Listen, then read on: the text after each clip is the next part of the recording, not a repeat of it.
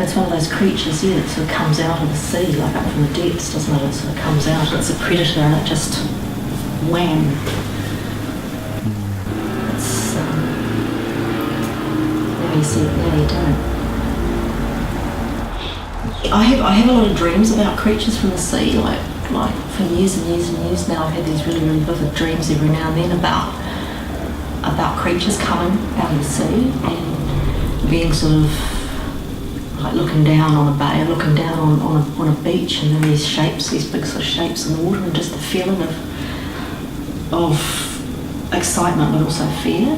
What is that? You know, what's that that's going to come up out of the water? So yeah, and I mean the water is for millennia been a metaphor for the subconscious, and yeah, which is where. That's the engine room, really, for me, that's the engine room.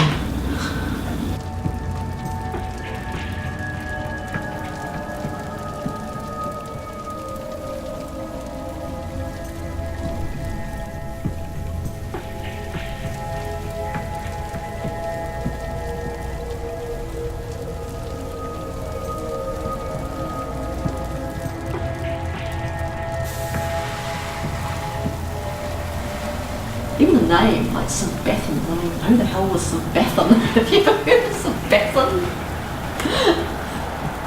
It's one word, actually. And the fact that it's in the Maniatoto too, I mean, there's that Maniatoto, that's that Janet Frame sort of reference, that it just brings to mind just something that's sort of dark and mysterious, and sort of that real sort of disturbance going on underneath it. Probably my favourite part of Otago, actually.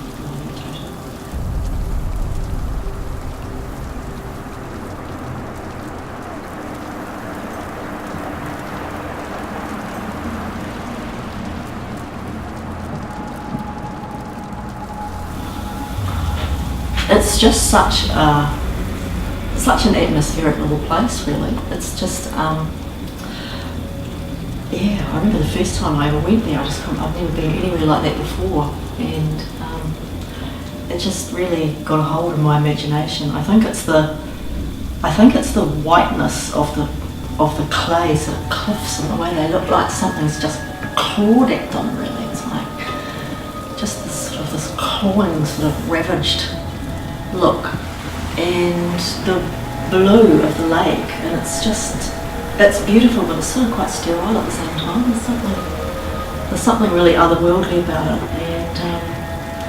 and I think also the way to get down to the lake, you have to sort of go down this quite steep sort of hill. It's sort of like down into this little valley, and it's yeah, it's really great. And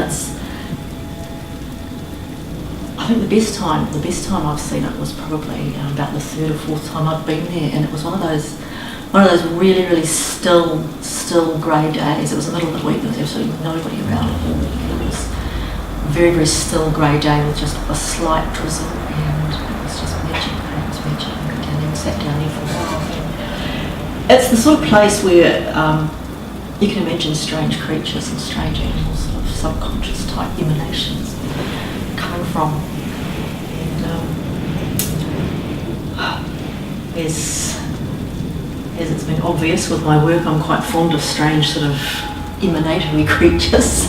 And it just seems like the perfect setting to put them in for me. And like for a long time I've been using as a background, I used to live at Warrington and looking across Blueskin Bay, there was just this vast expanse of mudflats And at night especially you get the twinkly lights of Waititi sort of reflecting when the tide was out, you get them reflecting across the bay and the line of those hills.